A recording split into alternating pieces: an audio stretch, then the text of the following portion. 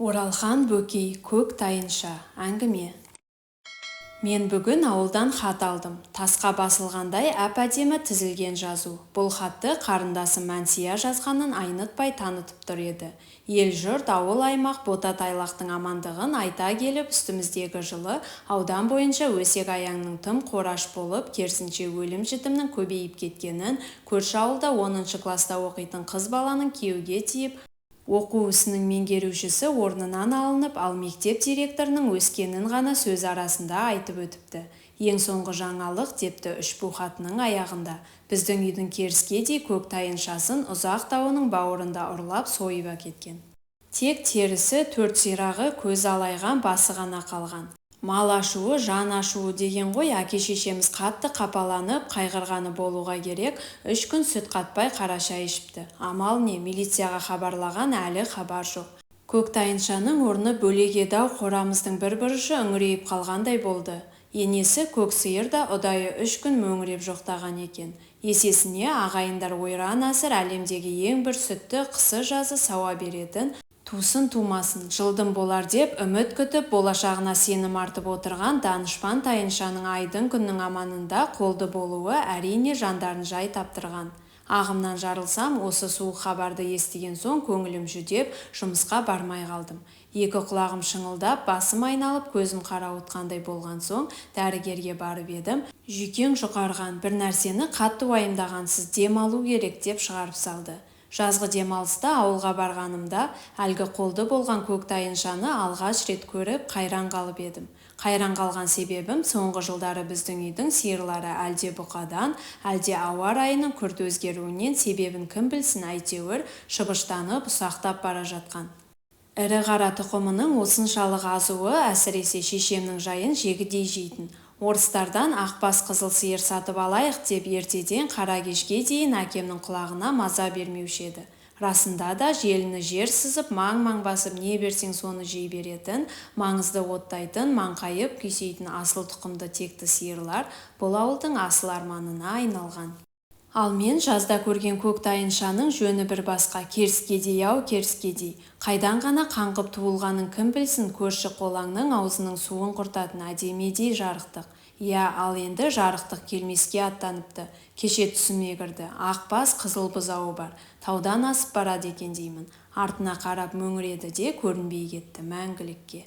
Уақиға былай болған екен. Біздің шал әдеттегісіндей күн шықпай тұрады. Сауын сиырларын өрістен айдап қайтуға ұзақ тауына беттейді, қолында жүген. Кеше кешке тұсап жіберген құла аты сиырлармен бірге жайылатын. Малын түгендейді, көк тайыншадан өзгесі өрісте жүр екен.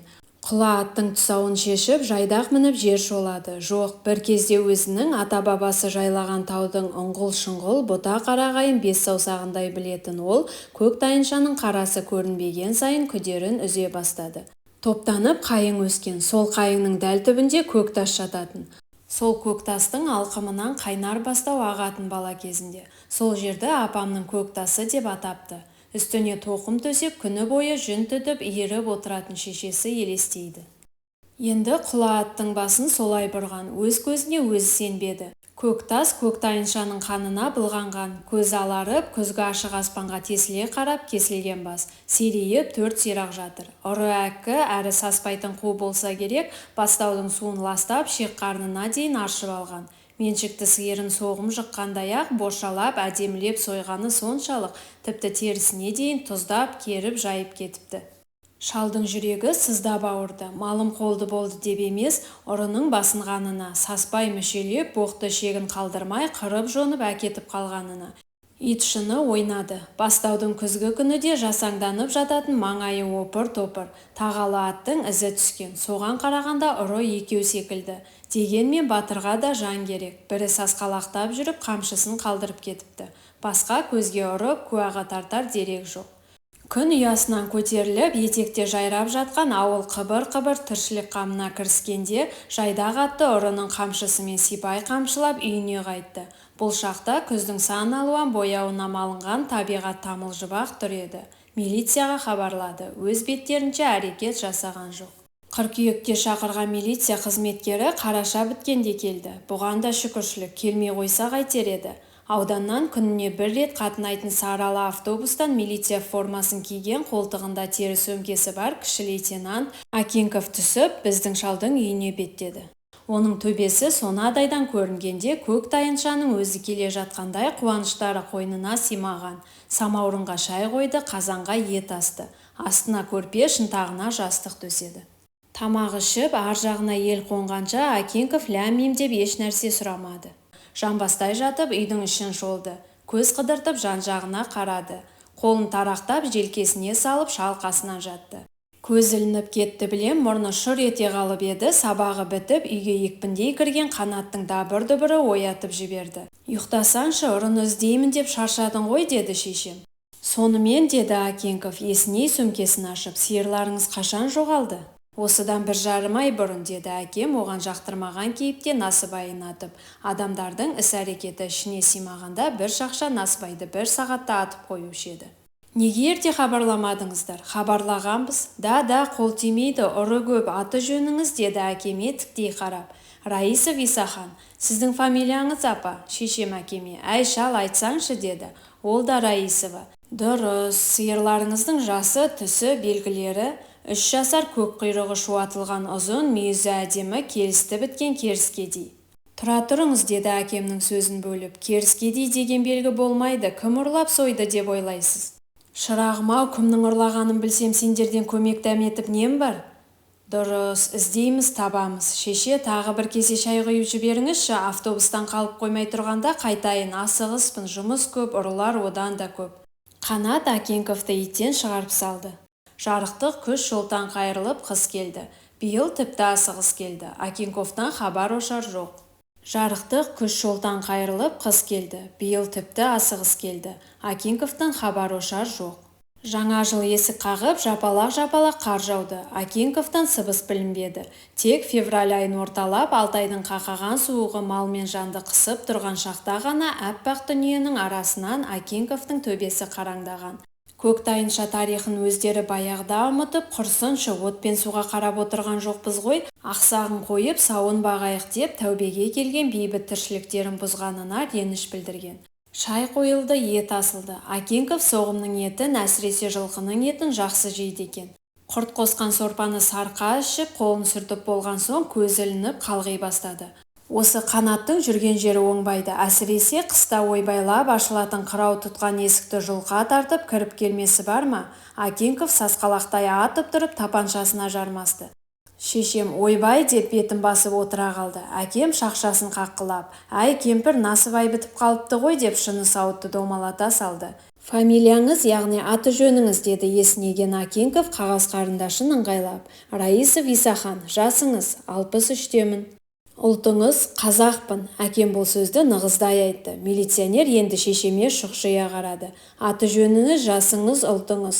Құдай-ау, әнеугүн айтып едім ғой, тағы да қайталаңыз. Шошып оянған соң ба бас терісі келіспей қатаң ұстады өзін.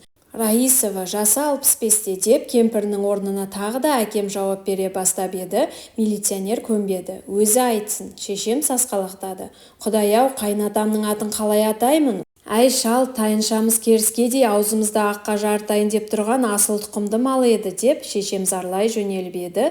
Оны Акинков тоқтатып тастады. Керіскедей деген белгі болмайды. Алғаш келгеніңде ұмытып кетіппін шырағым, ұрының орнында ұмытылып қамшысы қалыпты. Міне деп 8 өрім тобылғысап қамшыны Акинковтың алдына тастады.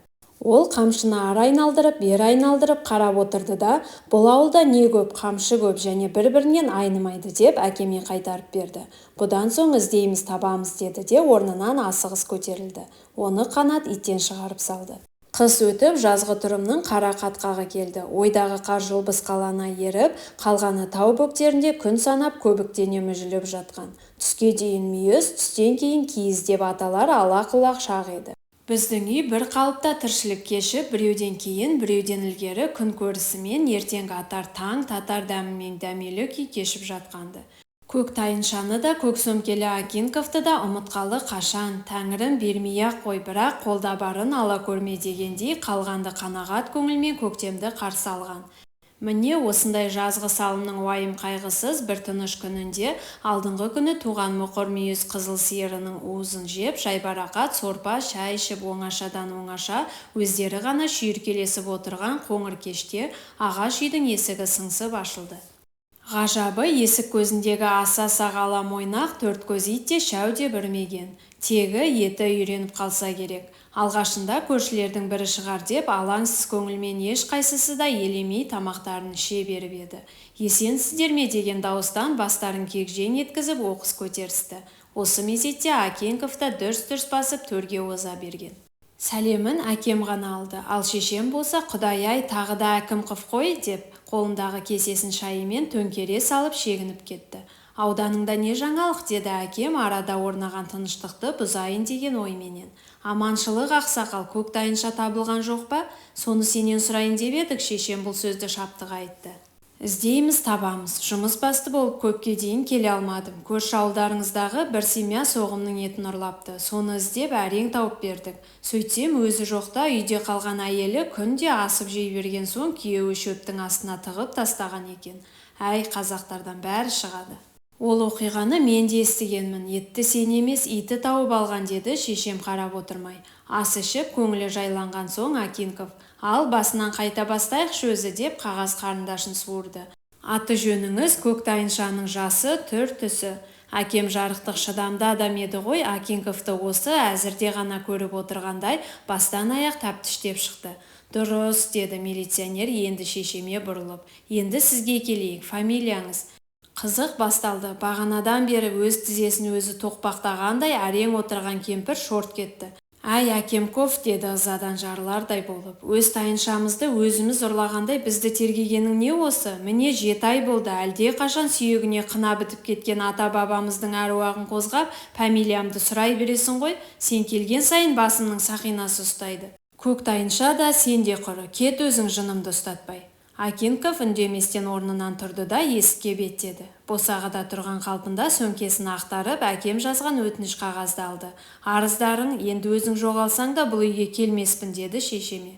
Әдірем қал, мені құдайдан басқа ешкім ұрлай алмайды. Сөйтіп бұл үй милициясыз қалды. Осы күннің ертеңінде бастауыш класқа сабақ беретін әпкем Аймен ұры ұмыт қалдырған қамшыны қолына ұстап шығады. Мектепке барған соң әр класқа кіріп, кәне балалар, мына қамшыны танитындарың бар ма деп бас-басынан сұрайды.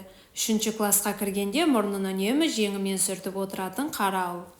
Ой, мұғалима, бұл папамның қамшысы, былтыр жазда ағам өріп берген деп орнынан ұшып түре келеді.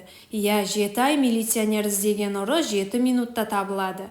Бірақ баяғыда ұмытылып садақаға шалып қойған көк тайынша дауын дабыралаудың реті ешбір болмайтын еді. Мұрнын жеңімен сүрте беретін қара ауылдың папасы бұл үйдің құдасы, сыйлас адам. Сондықтан да жабулы қазанды жабуымен қойған. Тек баласы айтып барған болу керек, құдалар жағы көпке дейін амандаспай жүрді. Жаз шығып ел жұрт шөп науқанына кіріскен шақ. Әкем де тартпасын, шалғысын шыңдап, көзі тірісінде әжеміз тігіп берген қара торсыққа сусынын құйып, пішен оруға шыққан. Жылдағыдай емес, биыл жаз берекелі болды. Шөп қалың, жеміс жидек көп. Күн ыстық, мосыға шәугіміліп, шай қайнатып дем алып отырған. Топ қайыңның түбінен бастауалар тұма тазарған. Көк тайыншаның ұры сойған орнын шөп басқан. Дегенмен баяғы бір көрініс. Көзі аларған малдың басымен 4 сирақ көз алдына елестеп, жамбастай жатқан шалдың ойы онға, санасы санға бөлінді. Мал ашуы емес еді оны мазалаған. Шай деспеген жұрағаттың басынғаны да. Осы кезде алаңсыз оттап тұрған құла аты құлағын тікті. Тоғай арасынан салт атты шығып бері беттеген. Бұл көк тайыншаның обалына қалған құдасы еді. Ол аттан жайлап түсіп, асықпай амандасты. Малдас құрған қалпы шөптің бір сабағын аузына салып, тістелеп алысқа қарады. Жеңіл күрсінгендей болды. Құда, деді сәл қарлыққан, сәл толқыған үнмен. Сіз маған өкпелеп жүрсіз білем. Неге өкпелейін, деді әкем насыбайын атып. Жоқ, жасырмаңыз, өкпелеп жүрсіз, болар іс болды. Көк тайыншаларыңызды мен ұрлаған едім. Оны өзіңіз де сезгенсіз. Оны кім айтты саған?